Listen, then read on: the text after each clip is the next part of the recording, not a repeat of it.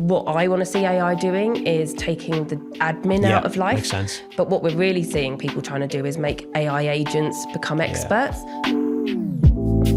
Welcome to Voices in Compliance, episode 2. I'm Jason Thomas, co-founder of Alexander Barnes, and today we are lucky enough to be joined by the talented Heather O'Gorman, Head of Digital Assets from FSCOM. Welcome, Heather. Thank you very much for having me, Jason. Good. How was your journey in? Yes, not too bad, not too bad. Flying over from Belfast over the weekend, but excited to be here. Good. Well, thanks for coming on. For those listening, be good to have a little introduction about yourself, what you're currently doing, where you're working.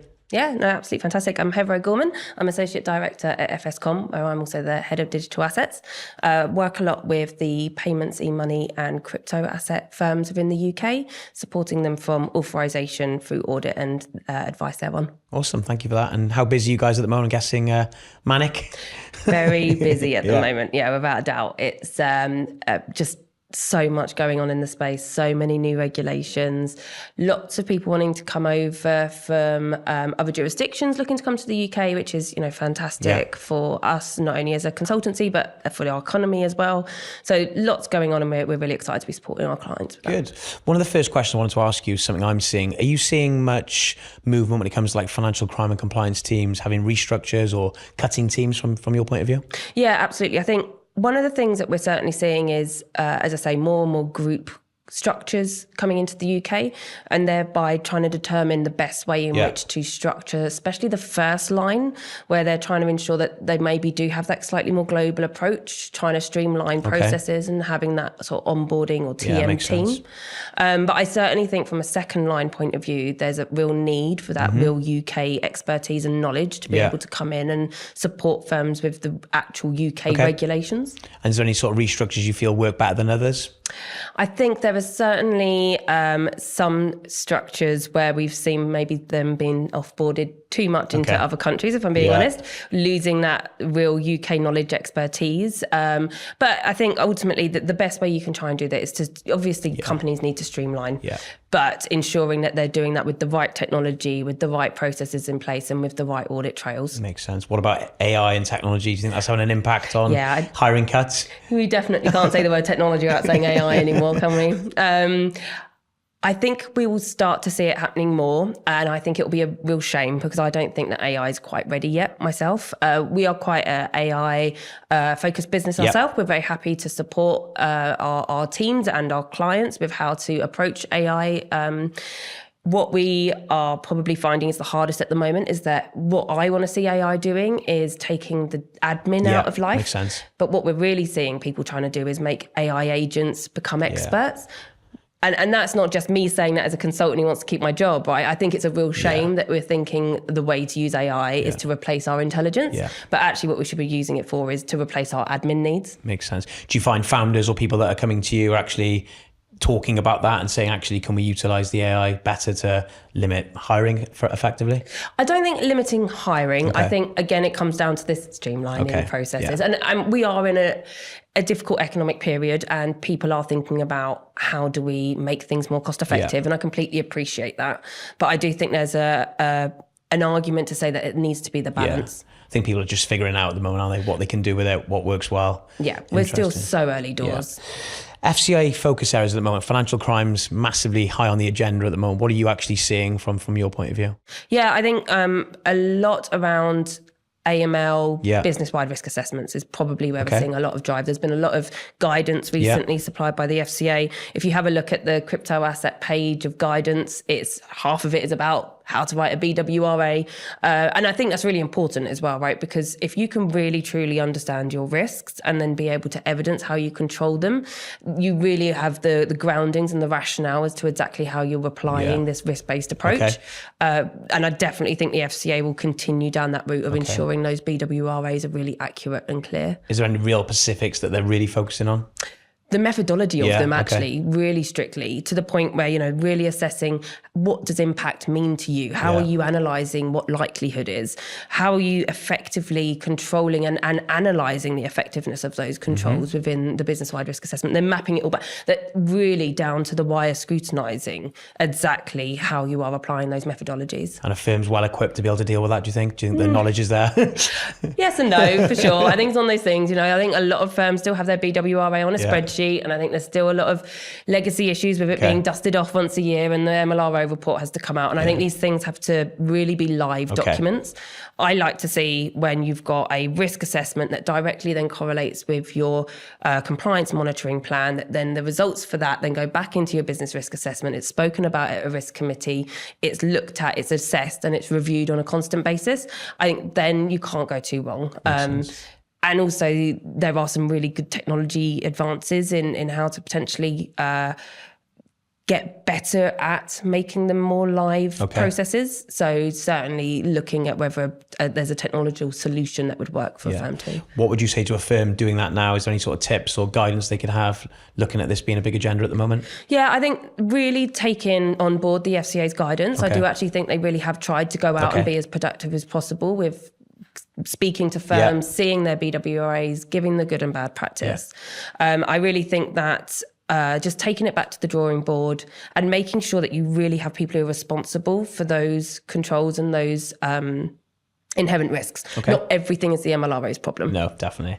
Another topic that's really hot at the moment is companies going for EMI applications. Obviously, you guys at FSCOM deal a lot with that. Be good to kind of get your viewpoint, from a recruitment point of view. I get lots of inquiries about companies looking to get that and then want to hire an MLRO and the good and the bad and how they struggle. But what are you actually seeing as to why people actually fail when they're going for the application? Yeah, absolutely. And you know what? I think the word fail is being used less at the moment. We've seen quite a lot of success. I know. And I'm really happy to be able to say that, because I wasn't saying this a year ago. So I'm really happy to be able to say that a lot of our firms are seeing a lot more success with the FCA. It might not be put an application in first time and you get it through, but the FCA is certainly being more iterative with the process, being much more willing to engage, have those conversations. We've seen a great success ourselves with about 4 or 5 clients in the last few months getting their authorization. So it's really picked up in comparison. And we're really happy to see that. And that all that engagement they had sort of back in May, where they had all the firms in and did the webinars.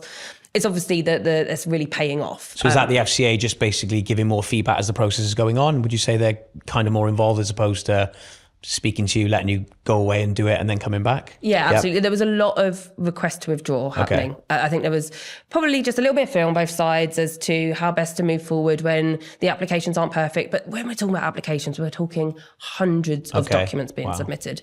100% perfection is really difficult to achieve, right? So I think maybe that understanding and allowing the firms to come back and have those conversations, allow a little bit of a thought process behind how they want to progress has been important too. But to your point about the MLRO, the hardest part of an application, regardless of whether you're a group entity, you're a startup, whether you're already existing marketplace trying to maybe get your own EMI license. We see them all. All of them really struggle with getting the right expertise in place. It's costly and you've got to do it up front. And it's one of the most difficult parts of the application process. Sounds hard. One of the things we get inquired about, so companies will want MLROs that have actually been like the lead from a compliance point of view, the person that actually led the application and got it secured and passed through. A lot of candidates that we talk to have maybe been part of that process, or they've joined a firm that's actually established and maybe they've joined at the back end. Do the FCA, do they care about it, but do they look at that from a point of view when they're interviewing these MLROs to someone has actually completed it and done it successfully? I certainly think there's a massive benefit to you as the MLRO being part of that process at the beginning. What we always like to say to our clients is start acting like a regulated firm before you're regulated. What that means is having the right governance in place, having the sign-off processes. If you're submitting documents, PDF them, approve them, take them through your board. But you don't then want to be the MLRO that walks in 3 months after the submission and goes, well, I don't actually agree with any of the things that you've, not to say it's wrong, but it might just be that's not how you would have approached it, or you would have, your risk appetite's slightly different. And I think that's such a difficult thing to then reverse once it's submitted. So where possible, I would certainly say try to be as early doors in that process as you can. That's good. What about interim MLROs? Do you see that from your experiences? Because companies will come to us and maybe they don't have the budget, they don't want to spend it first time round on an MLRO, they don't maybe fully understand it, so they'll think an interim is a good solution, but actually we never really see it pays off. No, I think it's been years since we've even successfully been able to sort of argue an interim MLRO. I think there are other things we could do to support firms, and there's definitely no one size fits all solution. There's definitely ways in which we've supported firms to get the FCA's approval. We're potentially with not having with having a full-time MLRO in place. in the pipeline, etc. There were ways that we could work with firms to get the FCA comfortable with the story, but it does need to be, your MLRO is such a key individual and such a key stakeholder for the business. Makes sense.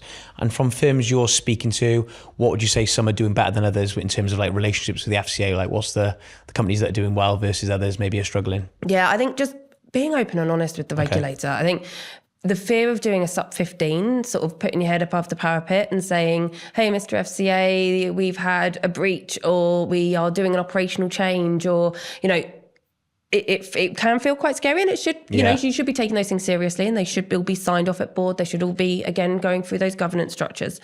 But the really important thing is that you're having that open, transparent relationship, and that, it's not when the FCA comes knocking that they find the skeletons in the cupboard. And top tips, maybe 3 tips, if there's companies listening out, listening to this podcast and are thinking about going for an EMI application, what would you say to them they should maybe think about before doing that? Yeah, that's a really good question. I think the people are the hardest element. I mean, I think we're people businesses as well, right? I think that we understand that hiring the right people can be really, really tough. And not just saying it because I'm on a podcast with a recruiter, but it really honestly is. The first thing I always start with talking about any EMI application is get the right people in place, understand who they need to be and where they're going to be, especially that you need that footprint in the UK. Being ready, willing and organised, as the FCA would describe it, whereby that means you need to have made all your decisions, and that can be actually a really difficult process to go through. Understanding who your suppliers are going to be, understanding where you're going to safeguard your customers' funds, where how your technology is going to work into group. All of these conversations actually end up being quite complicated, so that's really important. And then third tip, I think. Being prepared for the level of paperwork. There's a lot that needs to get done. There's a lot of admin involved in the process, and utilise what you can, either across group or using consultants such as ourselves, ultimately, to make that easier. Do you feel firms aren't educated enough, though? I know it's everything's laid out for them to go and read it, but do you feel like the education for them when they're starting off, maybe it's not visible, or where do you think it goes wrong then? I think you're right. I think there is a lot of information out there, sometimes a bit too much information. And especially when we're talking to startups, etc., you're normally talking to a co-founder or busy a guy. CEO. Not only busy, but also the ones who probably aren't in the weeds reading the approach document through 500 paragraphs to try and understand what the regulations are, right? And that's fair. That's not their job. So I think that's why we have a lot of those initial conversations with those firms to try and help sort of give the headline. These are the things that you really need to be thinking about. These are the big headline costs, and this is where you need to get started. It's almost like a screening process for them to understand like what they're kind of walking into. Yeah, 100%. Good. And the MLRO then, we've got a few questions on that. What would you say is the biggest misconception about the MLRO? I think the MLRO is often seen as the police officer, right? We've probably all said it before, and they really shouldn't be. They're there to enable business. They're there to ensure that you keep your license. With the majority of firms, not only does that license allow you to do your business, it is a huge asset to the company as well. It makes your company worth a lot more money. It's very important in that case then to really trust in your legal teams and your compliance teams, because they're the ones who are going to be keeping that for you. Okay, good.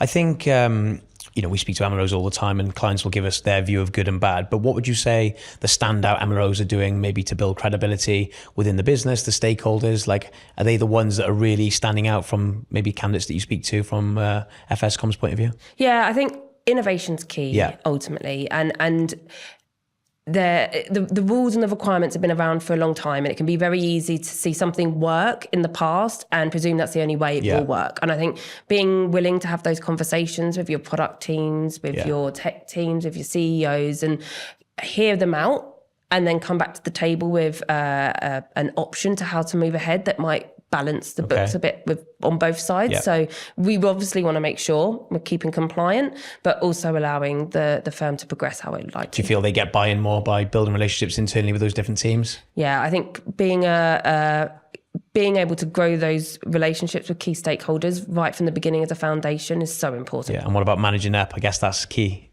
Yeah, absolutely. What would you say, any advice to candidates that maybe are in these roles at the moment, or people looking to step up into an MLRO that you would want to give them?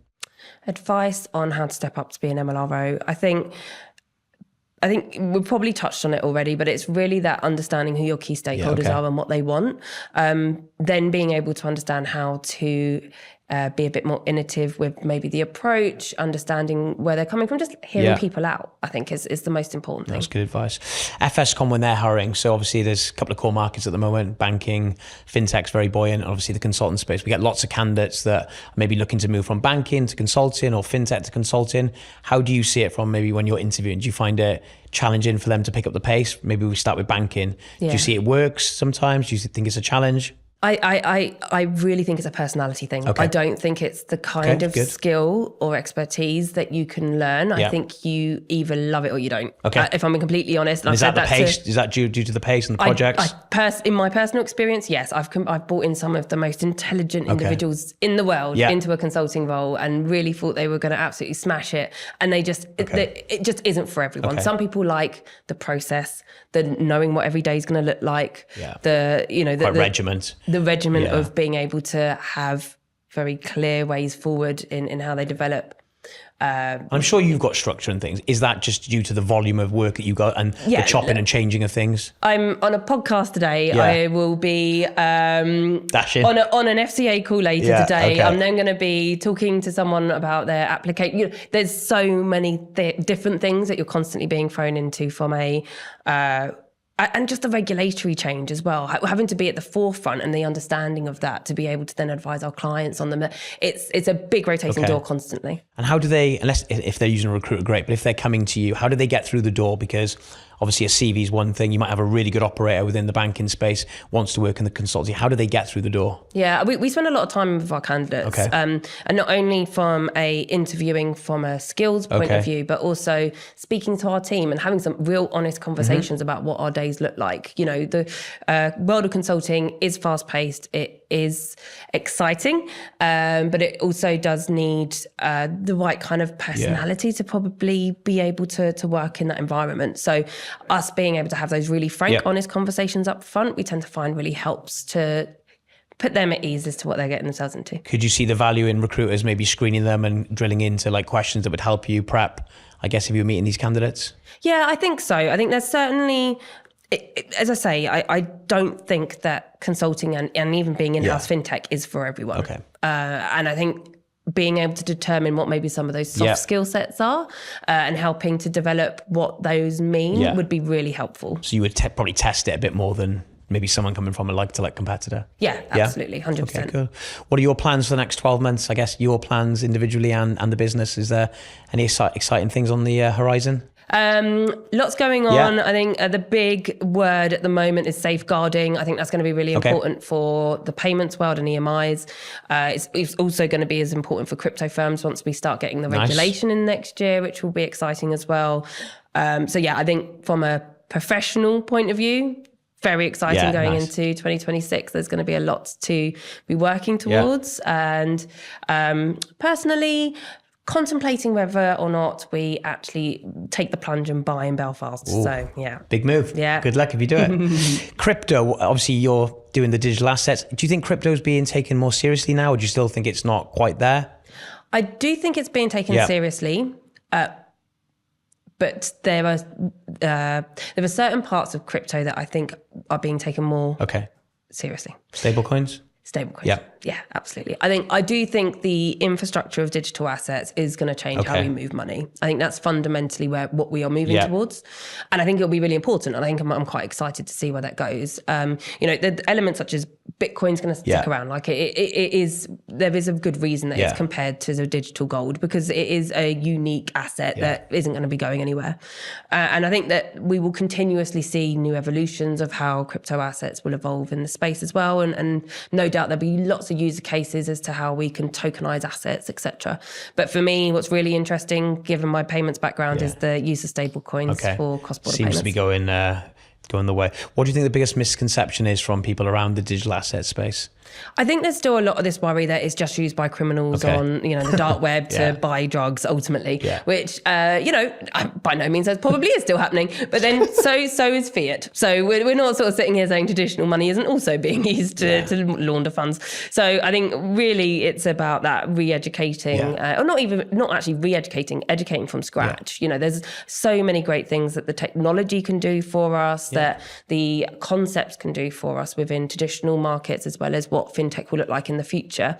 It's just about bringing everyone along on that journey. Seems to be a lot of this is education piece. I think the more people learn, the more it will evolve. Yeah. What's one thing you're seeing from like crypto founders? Like what do you think they're getting wrong when it comes to like regulation? Is there things that they're not quite doing or understanding at the moment? And you could give advice that maybe would help them moving forward? I really wish the answer was I could give loads of advice at the moment. I think the problem is that we're all a little bit in this unknown space. Yeah. We are waiting on the UK to complete its round of consultations, which I think are really important, by the way. You know, I think the fact that we are on this roadmap with the FCA is really important, and that we're getting the right regulation at the right time. Okay. You know, it's really going to suit the likes of, you know, your current existing UK investment related firms to be able to then be able to dip their toe into the crypto space, and for the crypto firms already here to have a solid understanding of what that next regulatory step up is going to look like. But until we have that a bit more solidified, I think it's so difficult to give advice in this space. And what about the FCA then? How do you think they're taking crypto now? I still think that there was a bit of a caution. A bit of caution is probably the right word to it. But I think they're also understanding that there are lots of potential advantages. They are reaching out to the market. They do have a bit of pressure from Parliament as well, who are interested in how the sort of innovation in this space is going to help economic growth, etc. So, you know, I think they've always had this difficult space, the FCA, of, you know, ensuring that they're supporting the economy at the same time as protecting consumers. And I don't envy them trying to create a regulatory space for crypto assets. Couple of fun questions for you. If you could change one regulation, what would it be? That is very interesting. So I was traveling with another consulting friend this morning, and we were debating this one. And I was really struggling to think of one, to be completely honest. That's like all right. One regulation that we could just turn off. Yeah. I think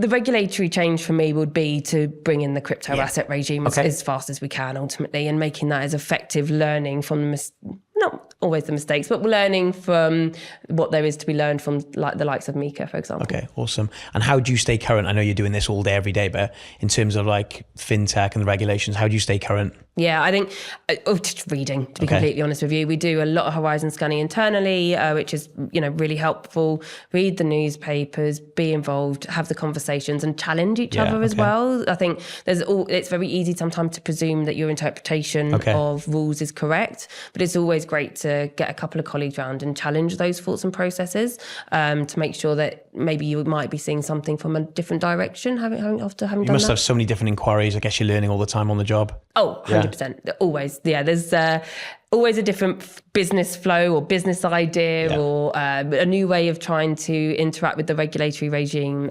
Every day is a learning day. And how long have you been in this space for? How many years now? Best part of 12 years, I think it's been. Wow. Yeah. And how do you stay, I guess, excited? You know, 12 years is a long time. How do you stay, is it the evolving and the different changes that keep you excited, or what would you say are the main things? Think I really do enjoy having every day different to the next. I really do enjoy knowing that I'm going to be speaking to completely different people every time I walk through the door.